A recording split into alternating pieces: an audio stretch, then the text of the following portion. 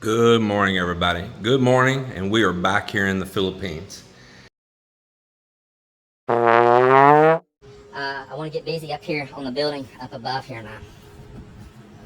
And talking about getting busy, I'm a little upset and put off with a choice that Melinda made without me knowing.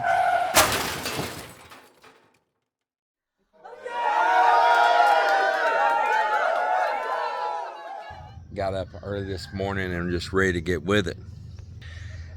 So I kept the work crew going while I was gone, as I told in the video as we were exiting, and they did a lot of different tasks around here. They were very busy, and let me show you some of the things that happened. Not everything in one shot right now, but we'll show a little bit of what happened while we were gone. First, here on these little nipa huts down through here, they added in some netting on here, and that protects the wind from blowing up the roof. They must have ran short on that last one right there, but they got that netting pulled down on here and stitched, and it keeps the winds from messing up the roof. Another thing is we had the bamboo down low, as you can see right there, the original bamboo, and we were having a problem with kids and dogs and everything just passing through there. So the children in the community, instead of going around the end, they would just duck through, and they would grab our lighting, and they grabbed the pots, and they were climbing and stuff. And I don't want to prevent the kids. I enjoy them, but what I wanted was them to stop passing through right here. And sometimes as they pass through, they use it as a hangout. So we had some leftover bamboo, and the guys just added in some up a little higher there just to stop that, because only a few more feet they can go right around the end of it. So we did that, and I didn't want no solid wall on the back of them. I don't want to block the view. I just wanted where the children would stop passing through. They would just duck under, and their hands seem to just grab everything as they go through. They're children. That's just the way it is. So we just end it right here. Now what you haven't seen is this. Let me back up here a little bit. Boy, morning sun's already bright in my eyes. During that storm, when everybody thinks this is washing away, you can catch those last videos and you'll see it out there with the blowing rain and storm, and we are putting up the frame to this. Pretty funny. Just look at this. Isn't this awesome? Look at this. And it's just such nice shade out here and all. I just love it, love it, love it. I see they stacked some boulders up here that we'll be using for landscaping. Got some of the white rocks. They knew we wanted to keep the white and the larger boulders in here. That's really cool for landscaping. So what do you think about that? That is pretty darn neat, man. And the shade, it's so cool underneath here. Then another thing the boys did is they pulled net over the roof of that nipa hut over there, the same as they did over here. They got net over it, keeps the wind from blowing up all of the nipa hut roof on there. And they got up here and patched this roof. You'll see there's some newer nipa around on here. Up there they pulled off this matting. This is another way to do it instead of net, is make this little bamboo little grid frames and lay it up there. And so they removed a couple pieces of that, and they got up there and fixed some thin spots in the roof on this one. Really, this one needs to be 100% re-roofed, which I thought they were going to do, and we'll talk about that. Over here they brought this sand up in places like 18 to 20 inches higher than what it was. So when we left, some of those big waves over to that other side, on the other side of Nipa, went over by that boat, and the water deposited back here in the back, and you know, and it deposited like coconut shells and trash and stuff back where the low place was over this berm. And my plans was to fill that the whole time. That's why we built the bridge up higher and all, is so we'd have room to backfill over there. Well, as you see, it's backfill now. Before, we had a big log and on, you'd have to step down. There was a couple steps you had to step down before you went in this nipa hut, and it's not there anymore. The guys backfilled this whole thing all the way across, all the way. So there is no more big hole back here anymore, no low place. They brought that up, and man, it looks great. And I know that was probably a lot of work for them.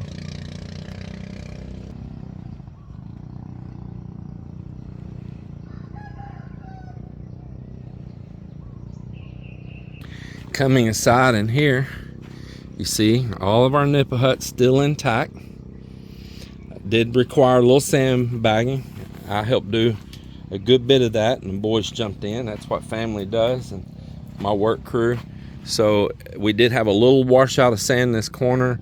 We sandbagged this. We'll make this look better here soon. They're just waiting for my decision on what to do. But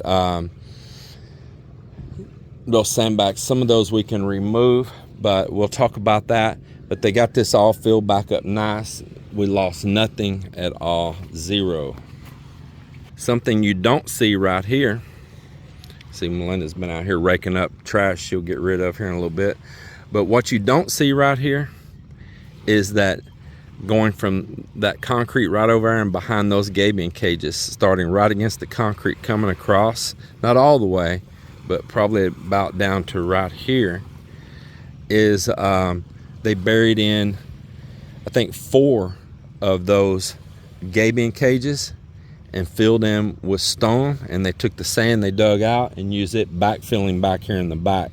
So the sand that was plucked out of the beach here just filled the beach up over there, and it got those cages with stone. You can see just the top of one right here in the back.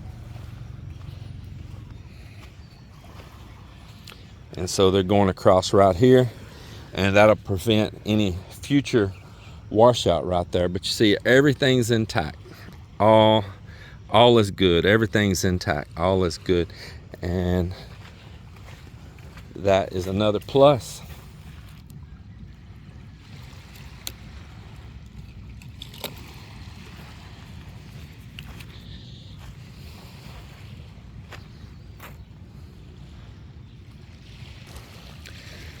And one of the boys wrote in our place right here. You see they did that on 8/2, and we put a new gabion on this end. The gabion that was up here, it had really got rusty on the end. It was a repurposed gabion that we had used down in the ground before, and we wanted a nice fresh one. And these are good heavy gauge ones. These are a lot better. I had them bring some steel across, and I told them not to do the rest of this up here until I'm here, because actually I plan on doing this like a stonework, and I want it to look really good. But they went across and they pulled steel across, and now I'm going to do some nice stone landscaping over the top of this, and that will make it look pretty, not just that wire, and it'll encase even this rebar so it don't get ate up with rust. The water is just crystal clear this morning. Take off my slippers and I'll show you. It is just crystal clear. Look at that, see there? Look at that, just as clear as you could ask for. It's beautiful.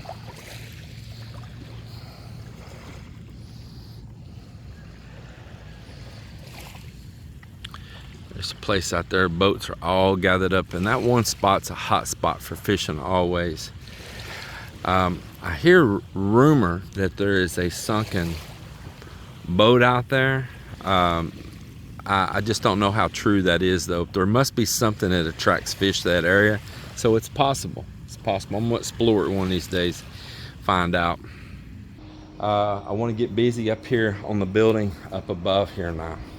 And talking about getting busy, I'm a little upset, put off with a choice that Melinda made without me knowing.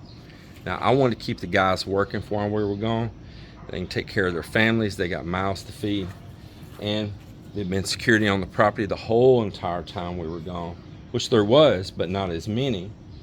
And we would be just instantly, the day I arrived, ready to get busy on that work up above up there.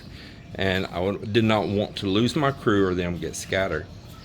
But Mel made a choice on her own, without me knowing, without conferring with me, having any kind of discussion whatsoever. She just did it, and she cut the work crew loose.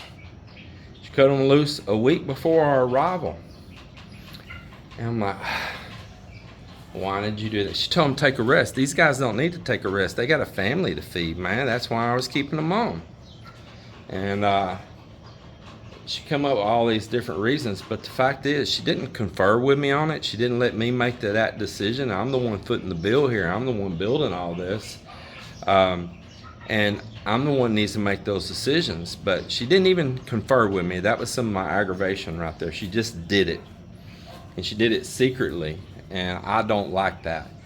And she thinks she's saving us money, but she didn't save us money. She's cost us money, because now my crew's scattered.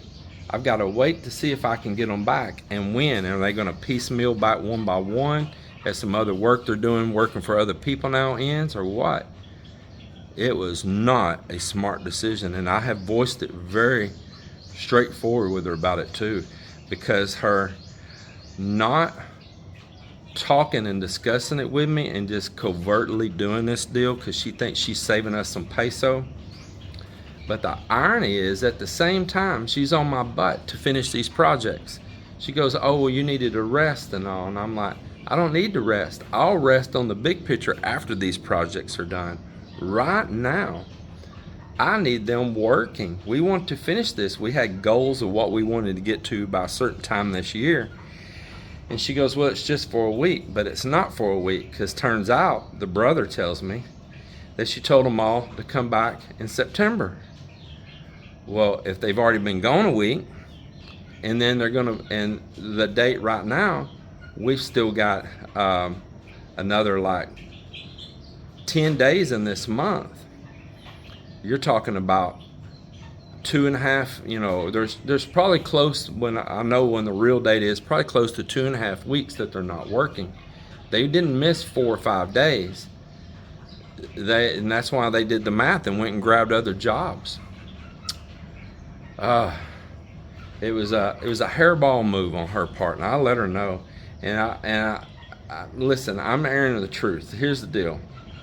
I'm not going to paint some pretty picture like that we never have words, we never argue. We do. In her defense, I understand in her mind she was trying to save us some money. She's a good woman. Mel is a rock solid woman. But she should have discussed this with me, because I was looking at the big picture. And I told her, like, my family always taught me that saying that it's a penny holding up a dollar.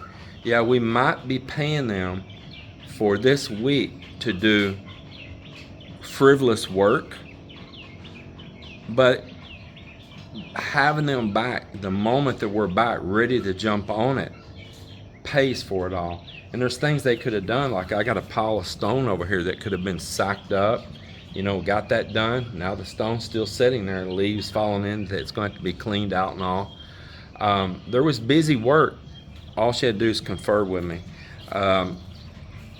Absolutely, that's all she would have had to done. But it is what it is now, so there won't be no just instant we're all back to work like I planned on.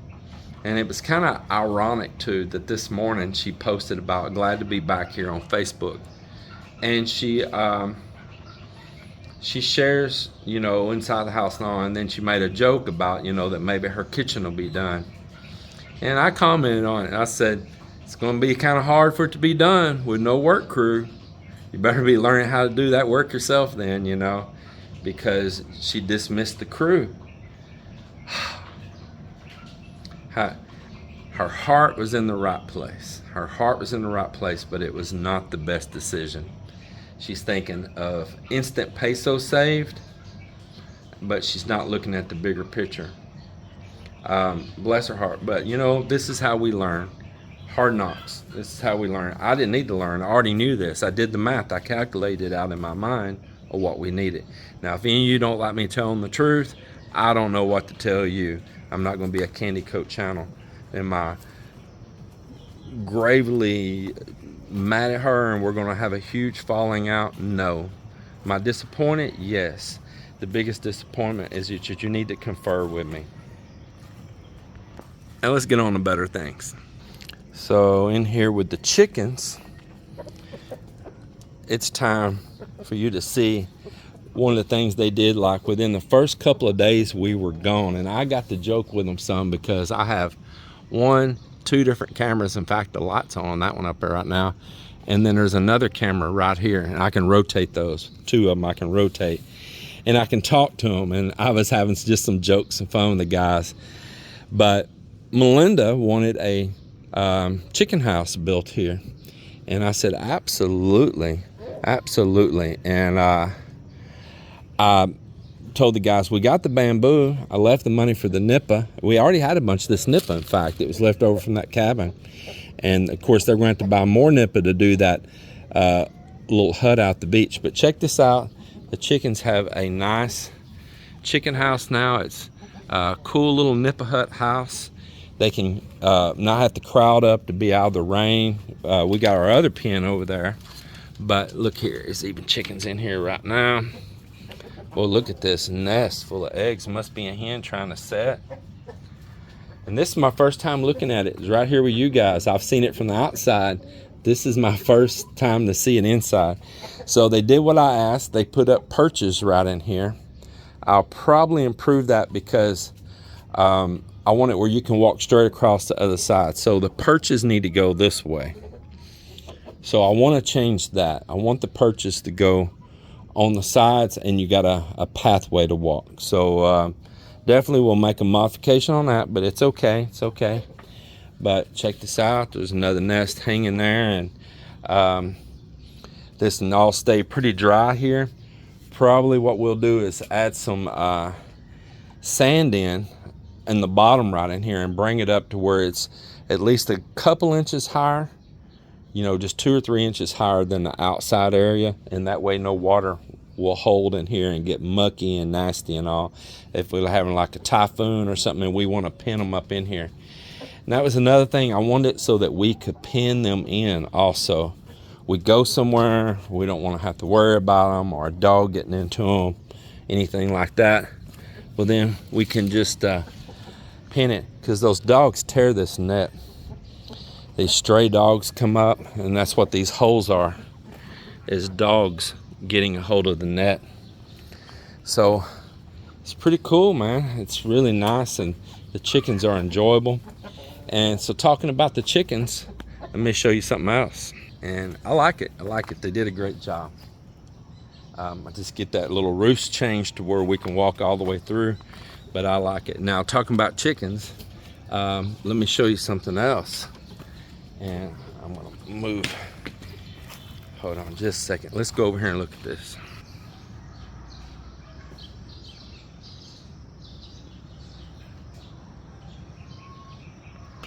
So I had hatched these chicks out before I left, just a small group of them, and every one of them survived. That's one thing I asked. I said, you know, I want to see these chickens all still alive when I come back, and keep them in the dry where they're not getting all mucky and everything. Well, they have, and here they are. So we got some replacements back. It's kind of funny, 2 of these I thought, you know, should be full blood, but 2 of them, the feathers are different on, so something's got mixed somewhere, and the other 4 look like full blood Rhode Island Reds. So there's somebody snuck in along the line somewhere. These are the chickens that go to town cleaning up that feed.